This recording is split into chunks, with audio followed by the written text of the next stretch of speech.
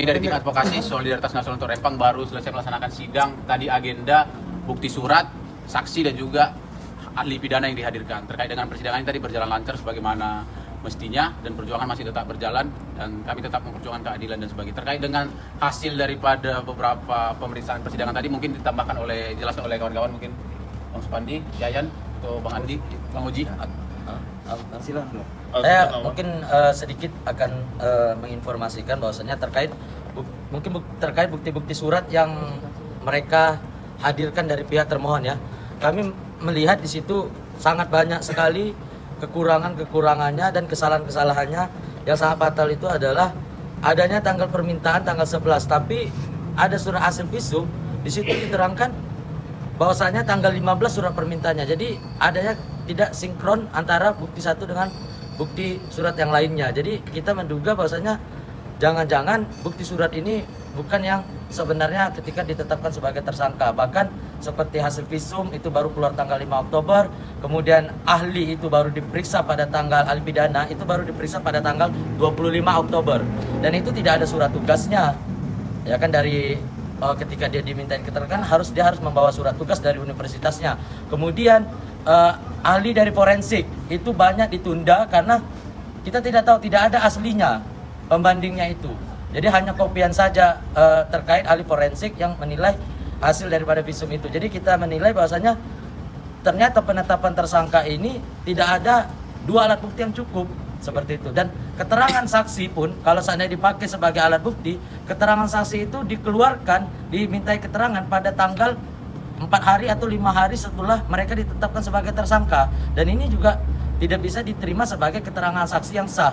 Itu yang kita dapatkan gambaran daripada ahli kita tadi. Mungkin itu sedikit fakta yang kita sampaikan di dalam persidangan. Terkait ini Bang, saksi-saksi yang kita hadirkan tadi. Saksi dari kita menghadirkan saksi keluarga juga ya, alhamdulillah mereka menyampaikan fakta yang mereka alami, yaitu mereka ternyata tidak menerima surat pemberitahuan, surat penangkapan seperti itu, surat penetapan sebagai tersangka seperti itu, dan ada juga yang baru dikirim pada tanggal 27 Oktober. Berarti kan ini jangan-jangan setelah kita masukkan Prapit malah baru dilengkapi semuanya, kan kacau ini Polresta Barelang ini kalau seperti ini penanganan terhadap pidana ya. Kita berharap lah, udahlah kita pengen menjaga ketertiban Kota Batam ya kan. Jadi kita harap bahwasanya selesaikanlah penetapan mereka sebagai tersangka ini, dan kita harapkan segera dilepaskan sebelum putusan Prapit ini dimenangkan. Itu sih harapan kita. Terus dari saksi ahli sendiri seperti apa? Mungkin Jan menjelaskan. Terima kasih ya kawan-kawan semua ya. Nah mungkin sedikit ya dengan ahli. Mungkin apa yang disampaikan ahli ini bisa dikatakan selaras dengan apa yang terjadi di permohonan ya. Apa yang kita tuliskan di permohonan itu memang berdasarkan fakta-fakta yang terjadi. Nah, mungkin terkait ahli terkait dengan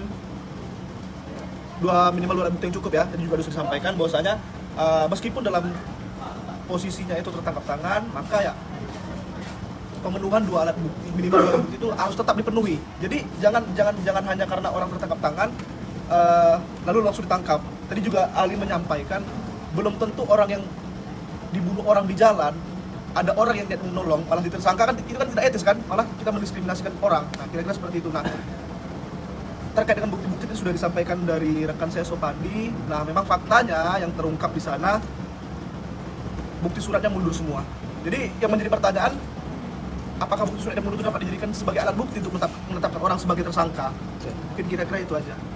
Berarti dari fakta persidangan hari ini dan kemarin, gambaran kesimpulan yang akan kita bikin besok seperti apa?